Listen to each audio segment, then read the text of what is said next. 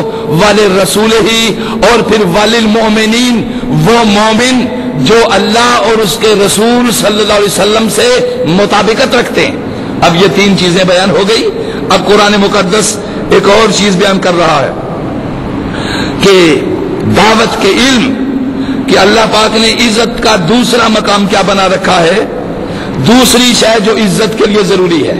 پہلی شے تو صاف ظاہر کر دیا کہ اللہ کی بندگی، رسول کی اطاعت اور مومنانہ طرز زندگی۔ اب ان تین چیزیں، یعنی ایک خلاصہ کر کے میں بیان کر رہا ہوں آپ کے سامنے کہ پہلا عزت کا مرکز ہے اللہ، اور دوسرا اس کا رسول، اور تیسرا مومنانہ طرز زندگی۔ یہ تین چیزیں آپ ذہن میں بٹھا لیں کہ مومنانہ طرز زندگی کے بغیر اطاعت رسول ممکن نہیں ہے، اور محبت رسول کے بغیر عبادت خدا ممکن نہیں ہے۔ اب ان چیزوں کو ایک دوسری کے ساتھ ریلیٹڈ کرتے چلے جائیے، ملاتے چلے جائیے، تاکہ ہم حقیقت تک اپنی زندگیوں میں پہنچ جائیں۔ اور جو لوگ اپنی حیات میں الوہی حقیقتوں تک رسائی حاصل کر لیتے ہیں، یقین جانیے دنیا میں ان کی عقل کی آنکھ بھی روشن ہو جاتی ہے، اور دل کی آنکھ بھی روشن ہو جاتی ہے، اور روح کی آنکھ بھی روشن ہو جاتی ہے۔ عقل و قلب و روح کی آنکھوں کی روشنی کا ہی دوسرا نام اللہ نے بصیرت رکھا ہوا ہے، اور جب تک انسان بصیرت کی راہوں تک نہیں پہنچتا، اس وقت تک انسان خدائی منزلوں تک رسائی حاصل نہیں کر سکتا۔ اب آپ اس تسلسل کو دیکھتے چلے جائیے کہ عزت اللہ، اس کے رسول اور مومنین، تین چیزیں ہیں۔ اور اللہ، رسول اور مومنین، مومنین کی عزت کیوں ہے؟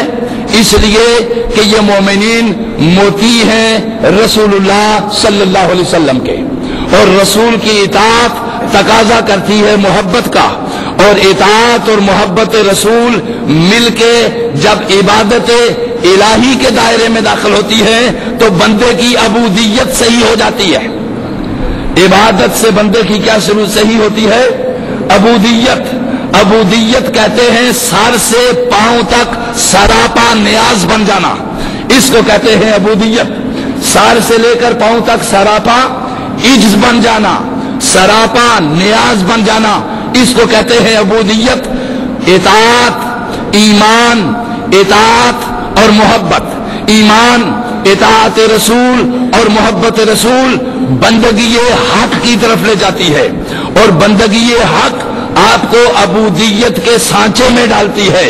عبودیت کہتے ہیں سراپا نیاز بن کر، خدائی قوتوں کو تسلیم کر کے، سراپا عجز و نیاز بن کر اپنی جبی کو سجدے میں جھکا لینا، اور خدا کی قدرتوں کو قلب و نظر سے تسلیم کر لینا، اس کو کہتے ہیں عبودیت۔ اور جب تک عبودیت درست نہیں ہوتی، بندگی درست نہیں ہوتی، اور جب تک بندگی صحیح نہیں ہوتی، انسان منصب عبودیت پہ فائز نہیں ہو سکتا، اور جب تک منصب عبودیت حاصل نہ کرے انسان بندائے حق اور اللہ کا بندہ کہلانے کا مستحق نہیں ہوتا۔ اب آئیے ان چیزوں کی آپ کے سامنے ایک ایک لفظ کھول کے اس لیے بیان کرتا ہوں کہ کوئی چیز ہمارے لیے مشکل نہ رہے، اور مشکل جب کوئی چیز نہیں رہی تو پہلی چیز تو آپ کے ذہن میں یہ بیٹھ گئی، اور آپ نے اس کو باور کر لیا کہ اللہ کے انعامات۔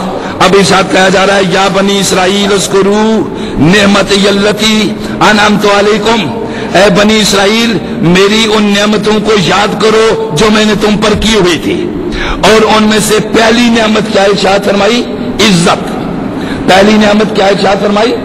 عزت۔ آپ کو معلوم ہے دنیا میں عزت ہی تو ہے، عزت کے سوا اور کیا ہے؟ ایک انسان اچھے بھلے حکمران ہو، کوئی بھی ہو، دینی رہنما ہو، مذہبی رہنما ہو، روحانی رہنما ہو، کوئی تاجر ہو، کوئی مقتدر طبقے کا انسان ہو، اس کی عزت سب سے بڑی چیز ہے۔ عزت اگر کسی شخص کی ختم ہو گئی، وہ چاہے کچھ بھی کرتا رہے، اس کے لیے شرف کائنات میں میسر نہیں آ سکتا، انسانیت اس کو تسلیم کرنے کے لیے تیار نہیں ہوتی۔ اب توجہ دیجئے، تو سب سے پہلی چیز اللہ کے انعامات میں سے کیا ہے؟ عزت۔ اور عزت کا پروردگار نے ارشاد فرمایا، سنو عزت اگر تم دنیا کے اقتدار میں تلاش کرو گے تو جو اقتدار دے کر عزت دیتے ہیں وہ اقتدار چھین کر عزت تباہ بھی کر دیتے ہیں۔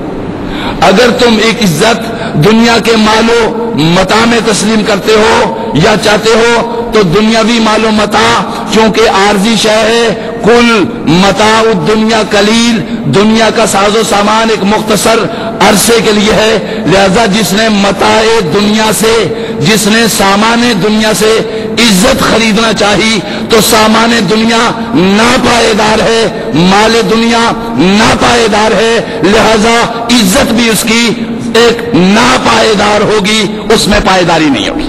لہذا اگر پائیدار عزت چاہتے ہو، مستحکم عزت چاہتے ہو اور عزت چاہتے ہو کہ اس دنیا میں بھی عزت دار رہو اور ادھر بھی پروردگار عالم کے سامنے عزت دار بناؤ، تو اس کا کلیہ پروردگار عالم نے دیا، للہ العزت ولرسولہ وللمؤمنین۔ اب اللہ، اس کے رسول اور مومنین، یعنی اللہ وہ جس کی بندگی کی جائے، رسول وہ جس کی اطاعت کی جائے، اور مومنین وہ جو اطاعت اور بندگی کے لیے تیار ہو جائیں، وہ مومنین۔ کس قدر خوبصورت جملے قرآن دے رہا ہے، یہ میری زبان نہیں، یہ قرآن بیان کر رہا ہے۔ اس کے اندر اٹریکشن اس لیے ہے کہ یہ قرآن انسانی عزت کے موتی پرو رہا ہے اور قرآن عزت کے ضابطے دے رہا ہے۔ اب ارشاد فرمایا گیا، اللہ کے لیے عزت، رسول کے لیے عزت اور مومنین کے لیے عزت، اور انعامات الہیہ میں سب سے پہلی شے اب معلوم ہوا کون سی ہے؟ عزت۔ اور اب جب یہ معلوم ہو گیا عزت، تو اب آگے قرآن مقدس کو ہم دیکھتے ہیں۔ قرآن مقدس کہتا ہے دوسری شے جو آپ کے لیے ضروری ہے، دوسری چیز جو ضروری ہے، اس کے بعد عزت کیسے آپ کو میسر آئی؟ یہ پہلی عزت تو آپ کو اطاعت سے ملتی ہے اور عبادت سے ملتی ہے، یہ اطاعت سے اور عبادت سے ملتی ہے اور مومنانہ طرز زندگی سے ملتی ہے، یہ الگ سبجیکٹ ہے۔ دوسرا سبجیکٹ، اگر اس عزت کو آپ گھر کی چار دیواری سے باہر لے جانا چاہ رہے ہیں، پھر صرف اطاعت کی اور صرف بندگی کی ضرورت نہیں ہوگی، اس کو آپ نیشنلائز کرنا چاہتے ہیں یا انٹرنیشنلائز کرنا چاہتے ہیں، اس عزت کو آپ دنیا میں منانا چاہتے ہیں، ملک اور قوم کے اندر منانا چاہتے ہیں، تو پھر ایک اور سٹیپ لینا ہوگا تاکہ وہ آپ کی عزت کا معیار پہلے شہری سطح تک بن جائے، پھر ملکی سطح تک بن جائے، پھر قومی سطح تک بن جائے، پھر بین الاقوامی سطح پہ وہ معیار آپ کا عزت کا کیا ہو جائے؟ بلند ہو جائے۔